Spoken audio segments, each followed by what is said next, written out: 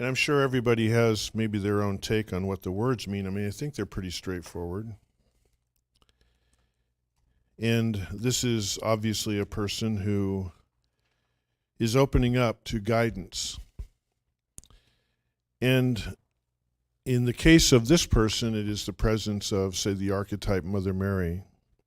And this sort of alludes to what I talked about earlier today about each and every one of us, each and every one of you, each and every one of us, we are allowed to open up to what it is that we feel speaks to us, whatever that is. Because that's what has meaning to us. Speaks what? Words of wisdom, a way forward, an insight, an intuition. And I've thought a lot about the words "let it be," and I've thought a lot about that over the years because that song's been around a long time, and I've been around through its history, so I'll tell you how old I am. And I think, what does it mean, let it be? What's it mean, let it be?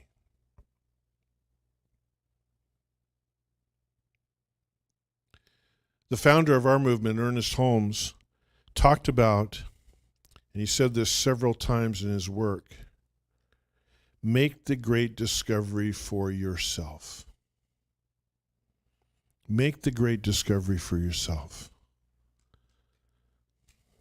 Now, the great discovery can be something like really large and esoteric, like what is God, what is spirit, what is the meaning, what is the universe. But I think that most of us would agree who are living this human experience that the great discovery very often is much more personal than that. We are looking for wisdom to help us get through whatever the challenge is in front of us in a graceful way. I don't know how many of you were at the meditation this morning that practitioner John Boyle did, and he did a wonderful job. And he talked about this idea, which is right out of our belief system. He said, life is already expressed as complete. Life is already expressed as complete. What a great sentiment. What a sentiment. And so what that says, think about the depth of that. It means that as I go forward in whatever there may be in front of me, I have this sense of faith that it is all worked out moment to moment to moment by right of consciousness. I love that. But the problem is that, now we've always been taught that but is kind of is one of those signs that says U-turn, right? Oh, everything's great, everything's wonderful, but go back, right? And so that U-turn we do, what is that?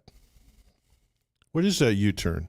Now, what I've learned over the years, in my experience in working with people, in my experience with this teaching and other things that I do with my time, is the idea that a profound healing takes place on the level of mind, body, which is body of affairs or the physical, and soul. And when we talk in spirituality about alignment, and you hear that a lot in a lot of spiritual modalities and a lot of ideas, it's about alignment. Where does my healing come from? It's about alignment. And so for my money, the idea is, how do I align my mind, my body of affairs, and my soul? How do I do that? How do I get them all on board? And so in thinking about what John said, about the idea life is already expressed as complete. Very often, when we are in a challenging situation and we are here, okay, and we want to be there. We want to move beyond the challenging situation. And so we go over here and we find ourselves there. We're over here. But then a U-turn keeps taking us back. And we fret about it and we reverse our fortunes and we end up having to do things over and over again. Or, and this is how I've experienced it in terms of my experiences, again, with life, is that there is a place very often that we find within ourselves where there is non-resolution. In the field I work in, it's very common when people I work with will say, I feel empty. I feel like I have a hole in me somewhere. I feel like I'm not quite right. And this emptiness sometimes, and so the way we hear it in the broader culture is, I have everything, but I don't really have peace. But something's wrong. But I'm worried. But I have angst. But I can't sleep at night. But I keep running around for more. In the world of working with people with compulsive issues, it very often shows up as emptiness and a hole. And so I want to tell you a personal story of using myself as an example, if you'll allow me today, to talk about this in terms of what I've laid out in the healing process. We all know what happened on November 8th, 2018. I got the year right? 2018, locally. All right. So in that summer before that event happened, sometime in July, I had gone to a small Center for Spiritual Living conference at Asilomar that was put together by Reverend Christina Collins, who's a minister, one of our ministers in Southern California. Very small, it was about 100 people. I heard about it from a musician.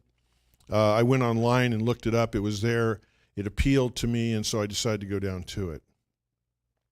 And for those of you who are new to our teaching, Asilomar State, the state center there for a conference center, it's literally known internationally. And Centers for Spiritual Living used to have conferences down there that drew thousands of people.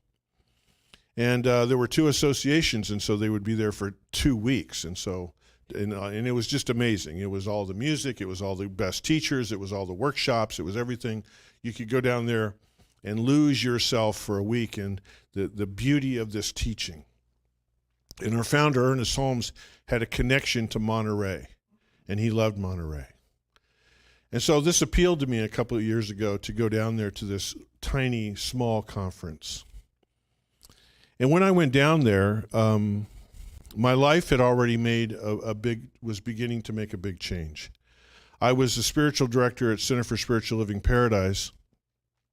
And a few months prior to, quite a ways prior to that summer, I had decided to make myself part-time at the center and go work in drug and alcohol rehabilitation, in rehab. And so I was doing both, and I was trying to find my way, and I was kind of in a personal crisis. I don't really like the word crisis, but I was at a crossroads. I'd been the director there for 10 years. Now I was starting to sort of go in another direction. And you know how it is sometimes. Sometimes you kind of tiptoe over. You're kind of hanging on to this over here. Come on, come with me. I'm going to make a change, but I want to bring you with me. And I kind of had I had a foot in two places. Okay. So I was kind of struggling with that. I was kind of trying to figure that out. And I went down to the conference, and I sort of had that in the forefront of my mind. I want to come down here. I want to do some workshops. I want to do something and just see how that kind of washes over me. Kind of really kept it to myself. It really, this is Andy Torkelson, Center for Spiritual Living Paradise. Oh, yeah, it's. In fact, I actually did a workshop down there. Reverend Christina asked me to do one. I did this workshop.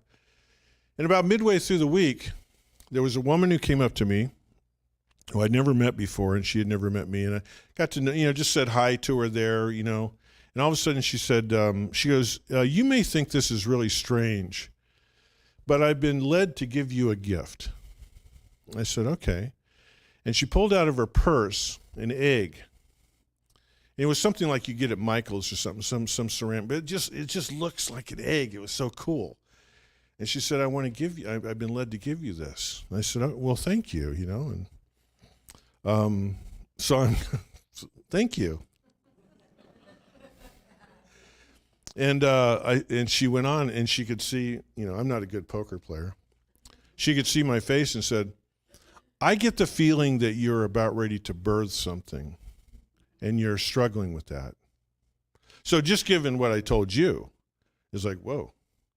I said, that's pretty amazing. You have a sense of intuition there. And but I didn't really want to share it. I was holding it close to my heart. I I was trying to work through it because I loved the Center for Spiritual Living in Paradise. I loved being a spiritual director, but I had pulled myself into this other world. So I go along, I come back, and then, the fire happened. And suddenly, everything is uprooted in our lives, those of us who went through it. It changed the whole area, as we know, but, I lost my house, the center was gone, everything, came down to the valley. And so that I just go into this this speed dial kind of way of living of, okay, I'm with some relatives for 3 weeks. I got to find a camping trailer. We get that set up. We get moved there. We're up in Las Molinas. Now I'm trying to get to Chico, right? Okay. So now suddenly, I was here, and suddenly I'm over here for real. And I'd like to bring that with me, but it ain't there no more, right? Wow. Talk about, that is the ultimate recipe for change. Torch it, right? Then we got nothing to go back to. And so, and I want to be careful because, please, my heart goes out to all of you who have been through it, okay? So, I want to introduce you to the word home for a moment, okay? So, I was trying desperately to replace my home, like everybody was. The steps we went through, the things we had to do, all that stuff. But I was also looking to replace my spiritual home because that was important to me too, obviously. And so eventually I made my way here to CSL Chico, but I took a route around the barn where I became affiliated with CSL in Redding. And the reason I did that was because I thought that I had left the Center for Paradise officially. They were still intact as an organization, and I didn't want to be too much in the area and have my influence around. I wanted to let them do their thing, right? Even though I worked in Chico, I just let them do their thing. So I went up to Redding for a while, and it was a great idea. I absolutely loved Reverend Sue, who's up there, and Reverend Mary, and they just made me feel so good. I did a couple classes for them, spoke once in a while, was involved in things, but it was the distance and it was the time, and I couldn't really commit myself, and my life was challenging enough as it was, and it felt like I was trying to put a square peg in a round hole. And so eventually I came to Reverend Kathy and I asked her, would it be okay if I came down here? And I don't remember the time frame, and she was gracious, and she allowed me in as a staff minister. And so I came here, and I thought I had found my spiritual home. Now, I have found my spiritual home, but this is the rest of the story. I have replaced where I live. I have a home. I have a job. I have a spiritual home. But I was walking around with something inside me that was empty, and I could not put my finger on it for the last few years. So I'm going along, and I went down to this same conference this last July, and Reverend Collins got it going again after COVID and stuff. And the very first night of the conference, we all go in there. It was a Sunday night, and she opened it up, and she said, to start off with, I want all of you, she did this visioning, this beautiful talk. I want you to envision your spiritual home. What comes to mind? What does it feel like? What is it? And all of a sudden I go, oh my God. I felt like she had reached right into that hole with like a Phillips screwdriver and was like messing around in there. It just made me sick to my stomach, and I felt myself becoming kind of angry in this beautiful meditation. And so I left there that night and went to where I was staying. It's like, God, I don't even know if I want to be down here. Also, she had allowed me to I was going to be doing a workshop later in the week, and it's like, like this doesn't feel good,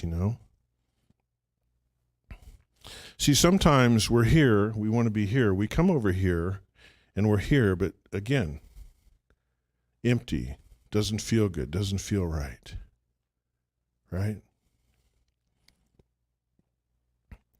Now get this, the workshop I had chosen to do a year before I did this was on finding our spiritual truth. Oh my God.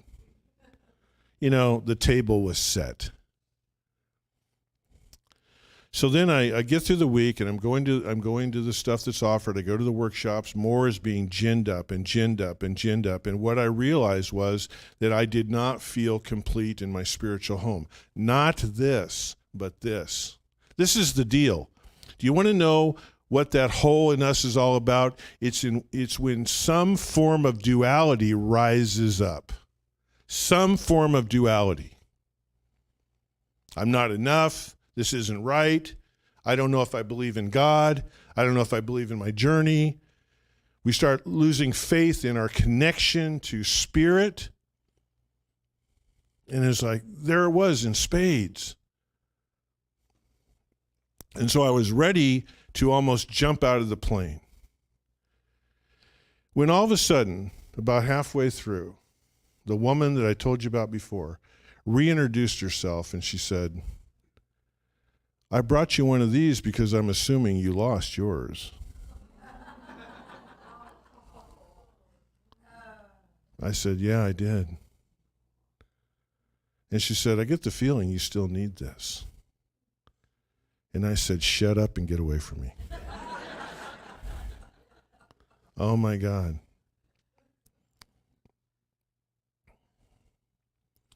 My job, when Holmes says to make the great discovery for ourselves, my job is to align with spirit.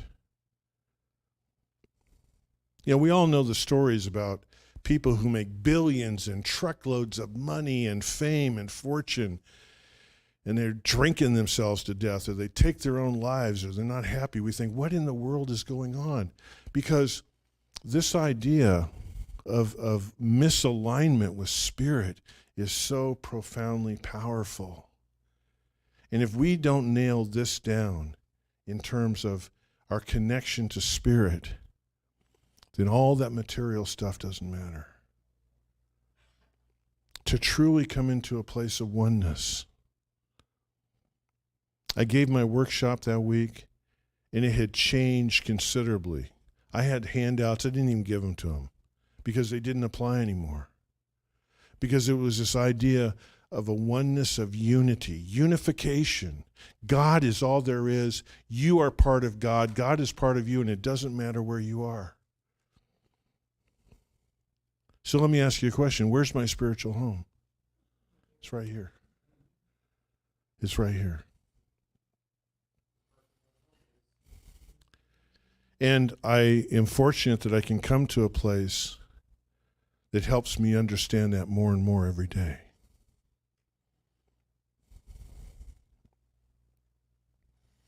Ernest Holmes said, now this is really odd verbiage, so you got to hang in for the whole thing, okay? Spirit-centered knows nothing outside that self. Spirit knows only if it's of its own ability and meaning, and cannot be hindered in any way. And we are each encouraged to catch glimpses of that in moments of raw inspiration as we affirm spirit is all there is, period. That is the alignment of our mind, our body of affairs, and our soul. Okay. So, if we have any hopes of hatching this thing, we have to accept it. And so I'm going to talk about that more in a little bit. All right.